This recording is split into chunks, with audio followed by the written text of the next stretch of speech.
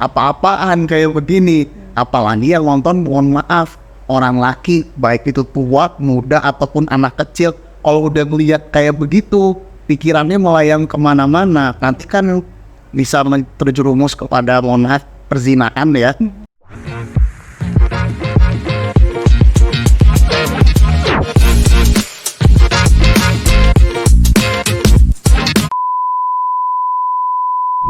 Assalamualaikum warahmatullahi wabarakatuh. Perkenalkan, saya Mimi Jamilah, seorang makeup artist. Hari ini acara perdana kita di Mimi Talk. Top kegalauanmu, tuangkan keresahanmu di MOA Podcast bersama Mimi Jamilah. Selama 30 menit ke depan kita akan membahas hal-hal yang sedang happening di sekitar kita. Agar tidak salah dalam menyikapinya, kita akan mendengar langsung dari narasumber yang ahli di bidangnya. Beliau adalah dosen muda di salah satu universitas Jakarta. Riwayat pendidikan beliau adalah pasca sarjana di Universitas Sunan Ampel, Surabaya. Jurusan Ilmu Al-Quran dan Tafsir. Sebelum masuk ke pembahasan, jangan lupa subscribe dan tekan tombol loncengnya agar channel ini makin berkembang. Oke, langsung aja tanpa berlama-lama, mari kita berkenalan dengan narasumber kita. Assalamualaikum Pak Ustadz. Waalaikumsalam warahmatullahi wabarakatuh. Boleh perkenalkan dirinya? Oh, ya, saya Jabaki Nova. Panggil aja nama depan saya, karena saya tahu orang itu kalau nyebut nama belakang tuh suka ribet. Jadi biar enak kalau kenalan dan biar enak kalau manggil, cukup nama depan saya aja yang jadi patokan. Iya, saya alhamdulillah di sini bisa dikasih kesempatan. Sebelumnya terima kasih banyak wajah Mimi yang sudah memberi kami kesempatan untuk hadir di podcast ini. Dan saya juga berdoa semoga podcast ini maju dan mendapat banyak subscriber. Amin. Amin. Terima kasih. Amin. Dan semoga khususnya paling penting adalah semoga usaha yang Ibu Hajah rintis di galeri ini tetap maju, tetap berjaya selamanya. Amin. Semoga barokah untuk keluarga Bu Mimi. Amin. Kasih Pak Ustadz. Sama-sama. Karena masih dalam suasana kemerdekaan, ini ada satu video yang menarik untuk kita bahas bersama. Ayo kita nonton videonya.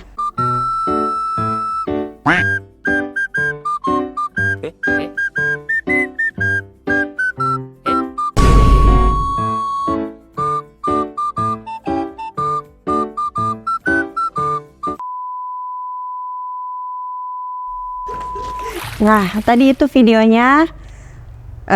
Sekarang dilihat dari sudut pandang agama dalam menyikapi atau berbusana adat di perayaan kemerdekaan itu bagaimana Pak Ustadz? Oke. Jadi gini, Indonesia itu kan negaranya beragam ya Bu ya, beragam macam orang. Okay. Terus juga pakaian adat juga macam-macam, nggak satu style gitu ya Bu ya. Yeah. Kayak orang Betawi kan sadariah ya, orang Betawi, terus orang Jawa dengan kembennya, orang Bugis Makassar dengan baju bodohnya. Jadi gini Bu, kalau kita lihat sudut pandang agama, sebenarnya agama Islam itu nggak matokin style khusus untuk Islam, itu enggak. Yang penting kalau dalam tinjauan agama Islam, gimana caranya orang itu nutup aurat. Jadi dari orang menutup aurat itu, dia bisa menjaga kehormatan dirinya. Mungkin gini Bu, kita mungkin selama ini ngelihat busana muslim kan tertutup ya, dari kepala sampai kaki bahasanya itu. Terus juga ada lagi sekarang model orang niqab atau cadar kalau bahasa umumnya. Ya, kadang-kadang begini, kita nggak bisa bedain mana ranah agama, mana ranah budaya. Kalau misalkan jilbab, oke, perintahnya di Al-Quran di surat An-Nur ayat 30-31 kan menutup aurat, terutama perempuan ya Bu ya. Saya sorot perempuan dulu sebelum secara global. Yang disorot itu kan menutup kepala sampai ke bagian dada ya Bu, kalau di Quran itu. Oke. Cuman kan begini, secara teks Qurannya gitu, tapi kan yang namanya penafsir itu kan beda-beda menjemahin ayatnya itu Bu. Iya. Memahamin ke orang itu beda-beda sesuai dengan di mana dia tinggal, kondisi lingkungan dia kayak apa, dan kondisi keadaan negara dia hidup juga kayak apa, kan pengaruh ke pikiran gitu. Iya. Nah, karena kita di Indonesia, selama pokoknya menutup aurat, ya sudah, itu tidak masalah. Apalagi kita memang diciptakan oleh Allah itu beragam suku, beragam bahasa, sampai budaya juga. Jadi kalau kita lihat perayaan HUT RI kemarin, dengan adanya orang pakai baju adat Dayak, pakai baju ala Kesultanan Banggai, Kesultanan Sumedang Larang, sampai Kesultanan Jogja, sampai Pak Presiden kita kan juga pakai baju Mangkunegaran ya. Itu kan menandakan bahwasanya negeri kita ini negeri yang benar-benar beragam macam orang. Gak bisa kita langsung ngejat satu, ini jelek, itu jelek, kan ya gak bisa begitu. Yang penting kan gimana caranya mereka menutup aurat, gimana caranya mereka menjaga kehormatan diri melalui pakaian. Kalau dari kita sih gitu sih Bu, kalau dari saya. Oh iya benar ya, kan beragam pakaian adat, kadang ada yang suka terbuka, yang penting kita bisa menutupinya dan sesuai syariat Islam ya Pak ya. Iya. Lanjut ke pertanyaan kedua ya, mari kita lihat video berikut ini. Clean mau nggak? Ini clean. Kalau ini clean. Ada seorang selebgram wanita berhijab, tapi kontennya berbau vulgar ya. Nah, ini jika dilihat dari sudut pandang agama atau normanya, mungkin baiknya atau menyikapinya seperti apa Pak Ustadz? Oke, jadi gini Bu, lihat video tadi itu tentu kita sebagai orang tua khawatir ya Bu ya. Pasti kepikiran kenapa kok anak kita udah kita latih pakai jilbab atau hijab gitu, udah kita latih jadi orang pribadi yang baik, tapi kok kayak begitu. Itu kan menimbulkan keresahan sendiri. Emang kalau saya lihat arah kontennya udah minus. Kalau saya lihat arahnya udah minus banget ini, udah nilainya jelek. Karena pertama oke, makan es krimnya bagus, gak masalah makan es krim ya. So, kan es krim enak tentunya, tapi kan yang kita lihat caranya orang ngasih es krim itu kan Bu, yang buat kita jengkel gitu. Oke, ditawarin es krim, oke, cuman di sesi terakhirnya kok ini apa-apaan kayak begini. Apalagi yang nonton, mohon maaf, orang laki, baik itu tua, muda, ataupun anak kecil, kalau udah melihat kayak begitu, pikirannya melayang kemana-mana. Nanti kan bisa terjerumus kepada, mohon maaf, perzinahan ya, kayak begini. Apalagi Al-Quran kan juga wanti-wanti kita untuk menghindari perzinahan, wala taqrabu zina, dan jangan mendekati zina. Nah, jadi dari sini mungkin kalau tanggapan dari saya, oke, pakai hijabnya bagus, pakai jilbabnya bagus, makan es krimnya bagus, tapi kalau bisa tolong jangan sampai caranya yang agak vulgar itu, kalau bisa kita hindari kayak begitu. Bukan apa-apa, pasti kan yang kena, mohon maaf, pertama perempuan lagi kan yang kena Ibu ya. Kalau udah ada konten itu, perempuan paling rentan diejek. Masalahnya yang paling sering itu di masyarakat. Yang kedua, mohon maaf, kalau misalkan yang nonton non muslim, apalagi dia pakai atribut keagamaan tertentu, pasti kan akan ngejek. Kok Islam kayak begini sih, orang jilbaban tapi kok kayak gitu. Ini dari saya. Mungkin kalau menurut Ibu aja gimana Bu, kalau ngelihat model kayak gitu?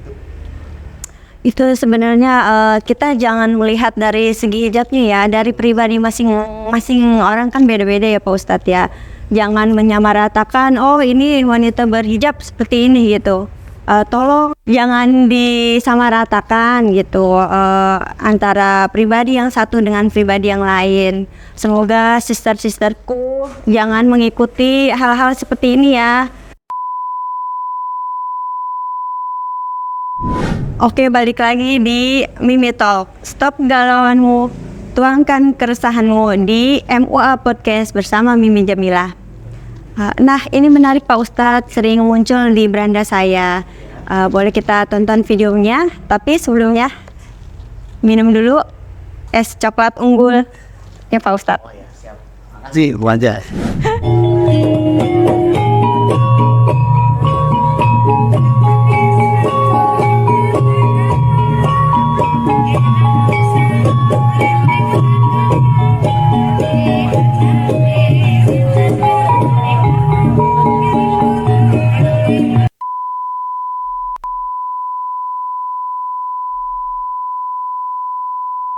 Ustadz, enak? Alhamdulillah, top Marco top.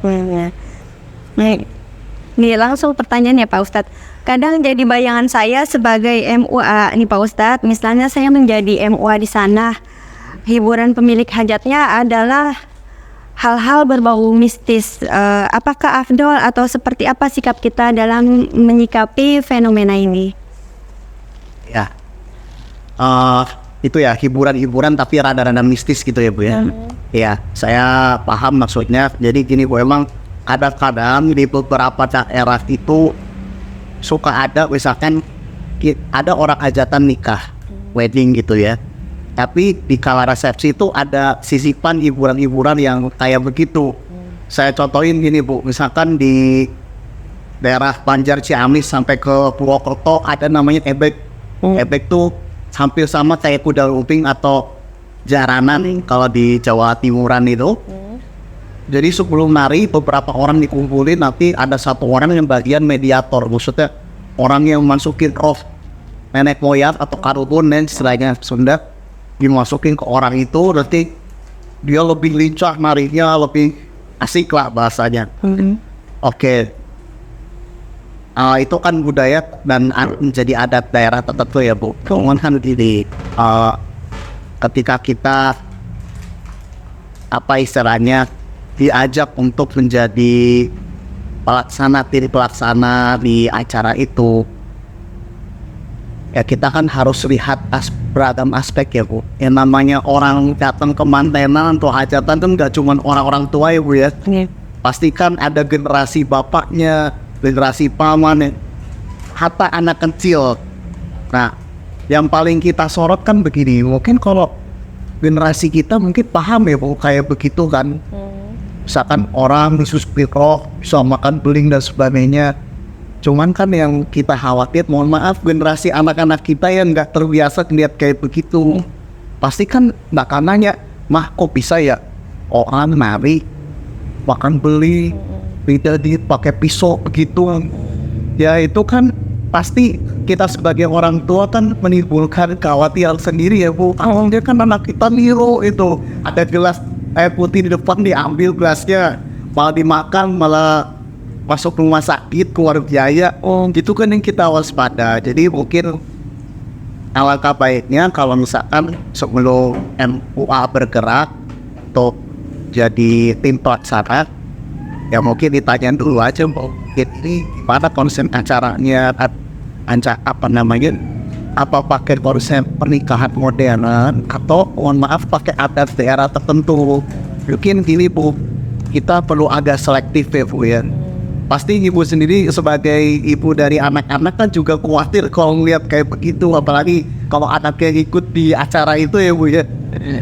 Pasti kan juga aduh khawatir juga kayak begitu, apalagi kan ya pakai mediator jin gitu kan, ya sebenarnya kan kalau bisa kita hindari ya Bu. Apalagi kita khawatirnya jatuh ke perbuatan syirik ini. Apalagi Gusti Allah itu kan paling nggak bisa memaafkan kalau kita berbuat syirik kepadanya. Dia mungkin kalau dari saya gitu. Kalau buat Bu Haja gimana Bu? Kalau Ibu sendiri pengalaman di apa gimana? Kalau di daerah tempat saya tinggal ini Pak, biasanya Belum pernah saya nemuin yang tradisi seperti di Jawa atau di Sunda. Tapi pada umumnya kalau di daerah Betawi itu seperti menyambut pengantin laki-laki, dia namanya palang pintu. Gitu aja sih Pak Ustadz. Oh, palang pintu. Iya. Insya Allah kalau daerah Betawi masih rada aman deh Bu ya. Kalau Sunda Sunda juga hampir sama, ada begitunya juga. Ya insya Allah kalau selama adabnya juga sampai nyerempet ke syirik sih tidak masalah kalau bagi kami ya Bu ya. Cuman ya kalau kita perlu selektif aja terhadap, ya bukan kita maksud menghina sih, cuman kan kita juga punya proteksi diri ya Bu ya. Apalagi terhadap bisnis pribadi gitu.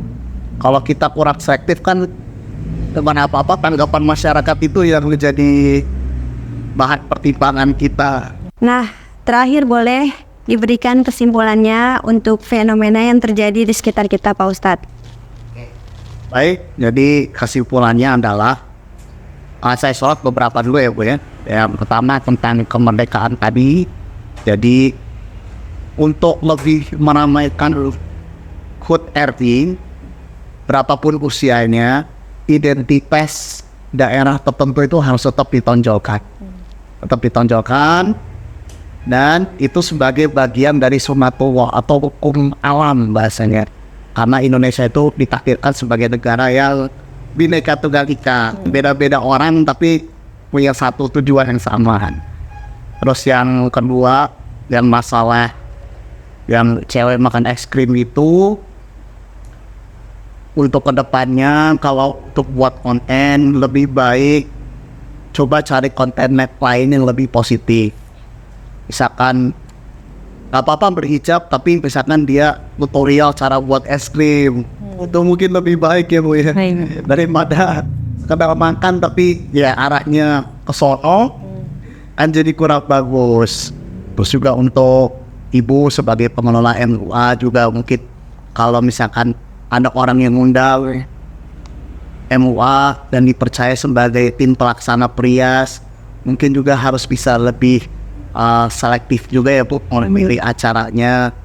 Mungkin juga minta konsep yang jelas seperti apa, biar istilahnya kita kan juga melindungi diri dari hal-hal yang enggak baik ya Bu. Baik itu yang bersifat menyinggung agama atau menyinggung norma-norma budaya tertentu. Iya. Dari saya mungkin itu aja kali. Iya. Coba minta kata-katanya hari ini Pak Ustadz. Ya, kita tetap memelihara nilai-nilai lama yang baik, tetapi bukan berarti kita menutup mata kepada nilai-nilai baru yang dirasa lebih baik. Ya istilahnya kalau di qawaid fikih mah al-muhafadzatu alal qadimi sharih wal akhdhu bil jadidil asla. Kita tetap mempertahankan nilai lama yang relevan dan yang baik, tapi kita juga nggak menutup mata kepada yang lain.